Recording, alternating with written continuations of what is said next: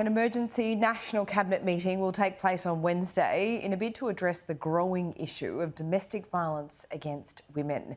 The issue has been elevated following a number of women who've been allegedly murdered at the hands of men around the country, and the numbers are too high. Joining me now is Nationals leader David Littleproud. David, thanks so much for your time. We've seen rallies across the weekend. We know the Prime Minister is holding an emergency meeting on Wednesday. I mean, what else can be done?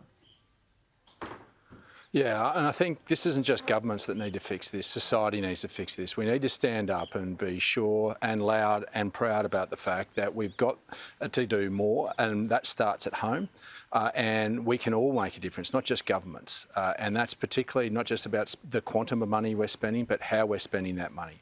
Making sure that there isn't crossover between state and federal governments, that it's not just about the traditional programs of the emergency and the recovery piece, but it's about the prevention and intervention from early ages of our children right through to make sure that there is respect brought it back into society. And I think that's what we're missing. But the fact that these rallies took place is a clear message from the Australian people that we've had enough. We should be proud of the fact that so many Australians stood up and said, enough is enough, let's do something about this. And I think the time for talk is over. The time for action is now. And it's important that there is bipartisan support on this. But we need to act swiftly. There's been money announced and promised, people being put on the ground, but we haven't seen them. They've simply got to be done. And you need to look at this in a bespoke model as well, because the needs of regional Australia is different to that in the cities. And we need to empower local communities. And you saw the local communities right across this country that were empowered over the weekend that have their own bespoke solution. And that is where the money should be spent.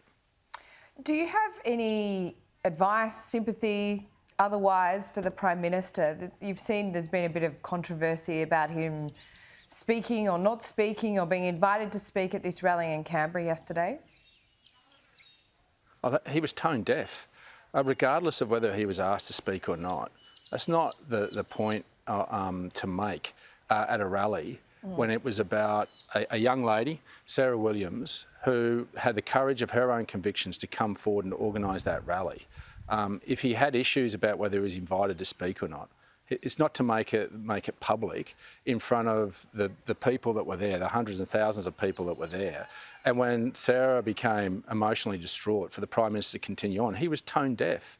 I mean, I get we're all angry that we've got to this juncture, but as Prime Minister, it's your responsibility to lead your nation, not to fight it, to actually stand up and not to make a petty political point at the expense of a brave woman who has come forward and led her community. That's not how political leaders should carry themselves, nor particularly the Prime Minister. I have no sympathy for him whatsoever. If he had issues about whether he was invited or not, making it public in front of all those people was not the forum to do it. He could have had those conversations in private, and he got what he deserved. But it's important now that he focuses on outcomes, on the outcomes that Australians expect of their political leaders, and he does it with respect.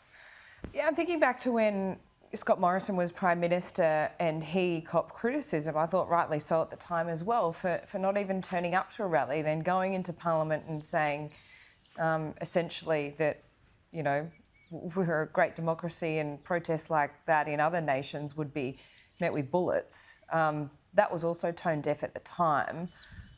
So I guess Anthony Albanese learnt a lesson from that and did show up and wanted to show his support. But you're saying he didn't do it in the right way? Well, understand that the event you're at and the opportunity, and whether there's been a miscommunication between the organisers and his office, then that's not a point to prosecute it at a public rally.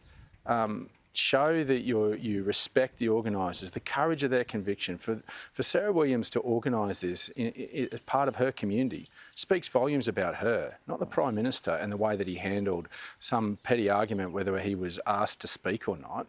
Move on. Understand there is a greater good here. And sometimes it's important politicians just turn up and listen and learn rather than just shout and speak.